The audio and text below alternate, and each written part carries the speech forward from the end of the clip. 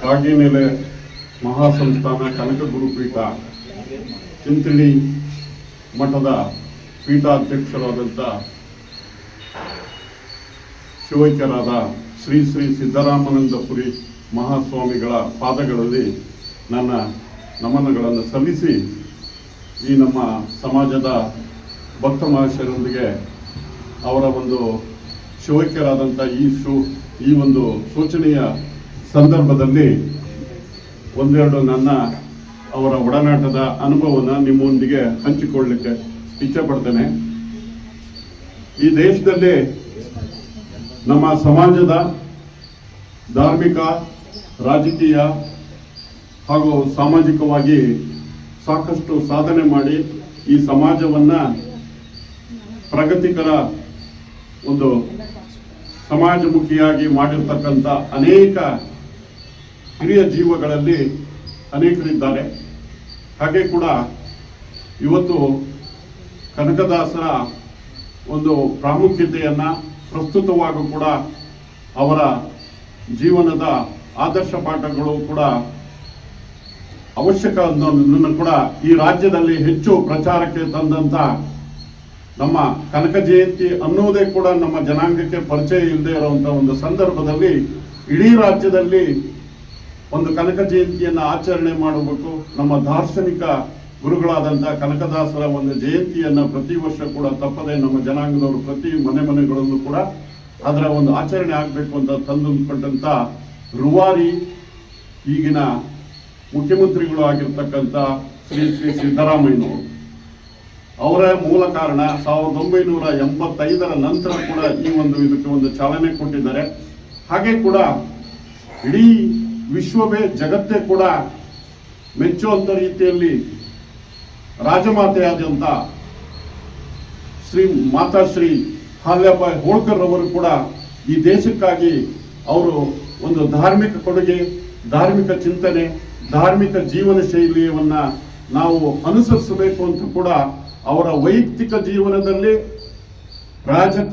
ರಾಜಕಾರಣ ಮತ್ತು ಧಾರ್ಮಿಕದ ಜೀವನದ ದಾರಿಯನ್ನ ಸುಲಲಿತವಾದಂತಹ ದಾರಿಯಲ್ಲೇ ದಾರಿದೀಪವನ್ನು ಹಾಕಿಕೊಟ್ಟಂತ ಅಹಲ್ಯಾಬಾಯಿ ಹೋಳ್ಕರ್ ಅವರ ಚರಿತ್ರೆಯನ್ನ ಈ ಕರ್ನಾಟಕ ರಾಜ್ಯಕ್ಕೆ ಪರಿಚಯಿಸಿದಂಥ ಮೊದಲ ವ್ಯಕ್ತಿ, ಪರಿಚಯಿಸಿದಂಥ ಪ್ರಾರಂಭದ ವ್ಯಕ್ತಿ ಅಂದರೆ ನಮ್ಮ ದಿವಂಗತ ಶ್ರೀ ಶ್ರೀ ಸಿದ್ದರಾಮಾನಂದಪುರಿ ಸ್ವಾಮಿಗಳು.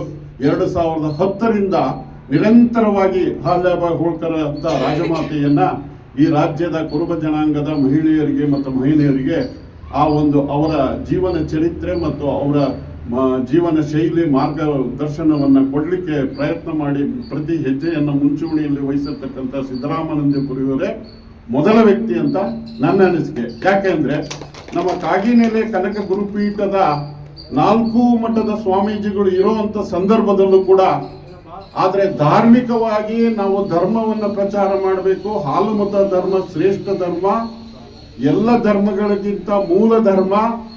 ಸಮಾಜ ಅಂತ ಹುಟ್ಟಿದ ಮೇಲೆ ಅನೇಕ ಧರ್ಮಗಳು ಹುಟ್ಟಿದೆ. ಕ್ರೈಸ್ತ ಧರ್ಮ, ಮುಸಲ್ಮಾನ ಧರ್ಮ, ಬುದ್ಧ ಧರ್ಮ, ಸಿಖ್ ಧರ್ಮಗಳು. ಹಾಗೆ ಇವತ್ತು ಇದೆಲ್ಲದಕ್ಕಿಂತ ಕಾಡಿನಲ್ಲೇ ಹುಟ್ಟಿಕೊಟ್ಟಂತ ಸಮಾಜ ಹುಟ್ಟೋದಕ್ಕಿಂತ ಮೊದಲು ಕಾಡಿನಲ್ಲೇ ಹುಟ್ಟಿದ್ದೆ. ಅಲ್ಲಿ ವಿವಿಧ ಜಾತಿಗಳಿದ್ದಂತ ಒಂದು ಹಾಲುಮತ ಧರ್ಮವೇ ಮೂಲ ಧರ್ಮ. ಸನಾತನ ಧರ್ಮ ಅಂತ ಹೇಳ್ತಾರೆ ಇವತ್ತೇನು ಹಿಂದೂ ಧರ್ಮ. ಆದ್ರೆ ಆ ಸನಾತನ ಧರ್ಮಕ್ಕಿಂತನೂ ಕೂಡ ಹಿಂದೂ ಧರ್ಮದ ಸನಾತನ ಆದ್ರೆ ಅದಕ್ಕಿಂತ ಬಹಳ ಸಾವಿರಾರು ವರ್ಷಗಳ ಹಿಂದೆ ಇರ್ತಕ್ಕಂಥ ಪುರಾತನ ಧರ್ಮ ಈ ಹಾಲುಮತ ಧರ್ಮ. ಅಲ್ಲೂ ಕೂಡ ಕಾಡಿನಲ್ಲಿ ಅನೇಕ ಜಾತಿಯ ವರ್ಗಗಳ ಜನರು ಕೂಡ ಜಾತಿ ಅಂತ ಹೆಸರಿಟ್ಟುಕೊಳ್ಳದೆ ಹಾಲುಮತ ಧರ್ಮದ ಒಂದು ಸಂಪ್ರದಾಯವನ್ನ ಪಾಲನೆ ಮಾಡ್ಕೊಂಡು ಬಂದಿದ್ರು. ಆದ್ರೆ ಇವತ್ತು ನಾವು ಕುರುಬ ಸಮಾಜದವರು ಮೂಲತಃ ಹಾಲುಮತ ಧರ್ಮದವರು ಆದ್ರೆ ಇವತ್ತು ಅದನ್ನ ನಾವು ಬಿಟ್ಟು ಹಿಂದೂ ಧರ್ಮವನ್ನ ನಾವೆಲ್ಲ ಕೂಡ ಬದಲಾವಣೆಯನ್ನ ಕಳ್ಕೊಳ್ತಾ ಇದ್ದೀವಿ. ಇವತ್ತು ಸತ್ಯನಾರಾಯಣ ಪೂಜೆ ಆಗಿರ್ಲಿ ಮತ್ತೊಂದಾಗ್ಲಿ ಕೂಡ ಹಿಂದೂ ಧರ್ಮದ ಒಂದು ಅನುಕರಣೆಯನ್ನು ಮಾಡ್ತಿದೆ.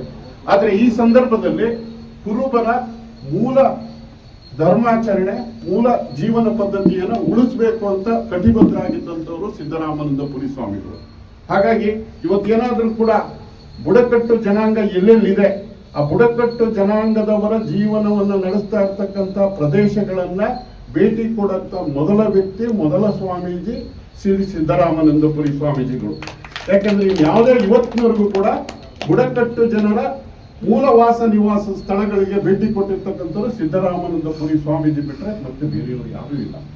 ಹಾಗಾಗಿ ಇದು ಒಂದೇ ಅಲ್ಲದೆ ಈ ಒಂದು ಬುಡಕಟ್ಟು ಜನಾಂಗದವರ ಜೀವನ ಪದ್ಧತಿ, ಅವರ ಜೀವನದ ಆಚರಣೆಗಳನ್ನ ಪ್ರತಿಯೊಂದಕ್ಕೂ ಕೂಡ ಪುಸ್ತಕಗಳ ರೀತಿಯಲ್ಲಿ ಒಂದು ವಿಶ್ವವಿದ್ಯಾನಿಲಯ ಮಾಡ್ತಕ್ಕಂಥ ಕೆಲಸವನ್ನ ಶ್ರೀ ಸಿದ್ದರಾಮಾನಂದಪುರಿ ಸ್ವಾಮೀಜಿಯವರು ಏಕೈಕ ಮಠ ಅಂತ ಹೇಳಿದ್ರೆ ತಿಂತಿನಿ ಕನಕ ಗುರುಪೀಠ ಮಾತ್ರ 21 ಗ್ರಂಥಗಳನ್ನು ಪ್ರಕಟಣೆ ಮಾಡಿದೆ.